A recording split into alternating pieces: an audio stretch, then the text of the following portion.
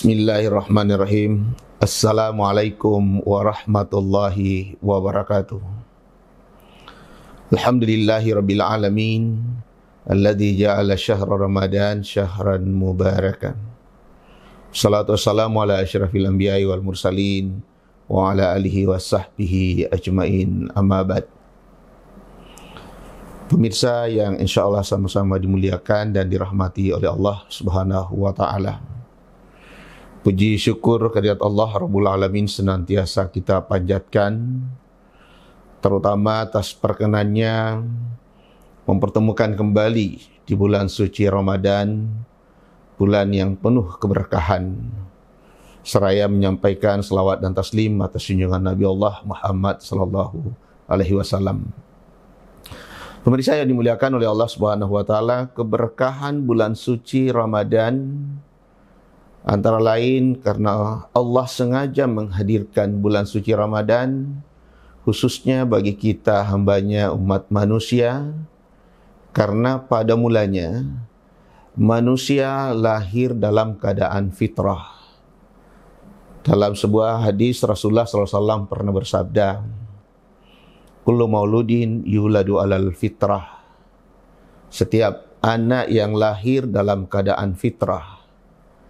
Namun dalam perkembangannya manusia memiliki kecenderungan melakukan hal-hal yang melanggar, bahkan mengotori kefitrahan itu, baik karena dimensi spiritualnya yang kemudian ternodai, maupun kemampuannya untuk mengendalikan diri, memenuhi hawa nafsunya, sehingga kemudian manusia banyak melakukan pelanggaran-pelanggaran.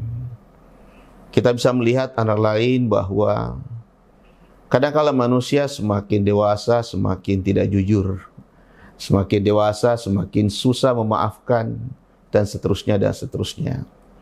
Nah, alhamdulillah Ramadan Allah hadirkan, dan salah satu keberkahan adalah karena Ramadan diharapkan berfungsi untuk terus mentazkiyah diri kita, tazkiyatun nafas.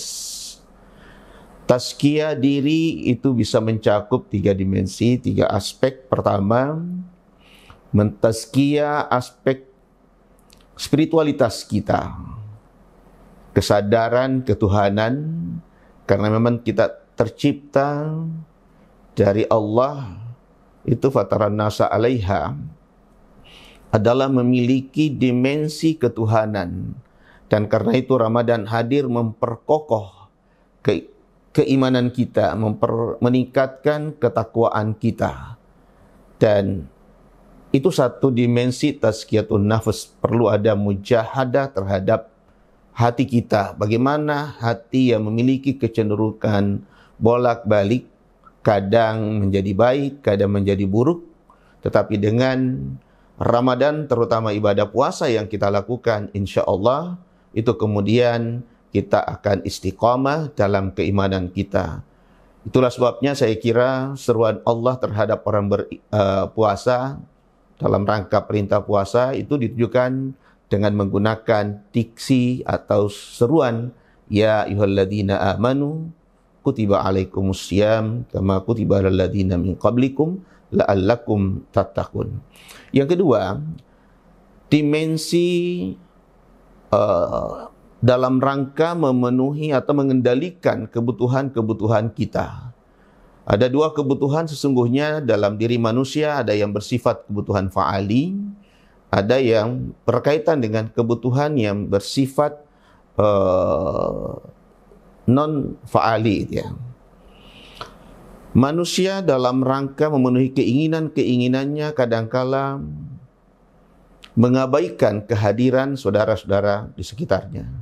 Bahkan kadangkala justru menghina, menyakiti baik lisan maupun perbuatannya.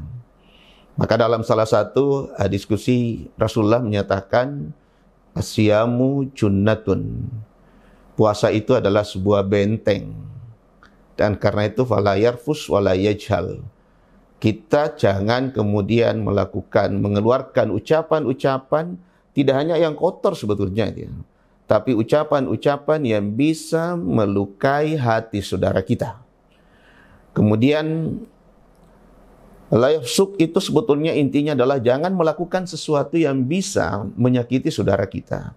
Ibadah puasa melatih kita untuk hal itu. Dan Nabi tidak membatasi itu dimulai dari terbit fajar sampai terbenam matahari. Nah, yang ketiga adalah bagaimana mentazkiyah dalam rangka memelihara fisik kita. Dalam puasa itu memang juga adalah menjaga atau memenuhi kebutuhan fa'ali, makan, minum, dan hubungan seksual yang saya kira sangat manusiawi. Allah hanya membatasi kita menahan dari fakulu wasyrabu hatta yatabayyana lakumul khaytul abyad minal khaytil aswad itu.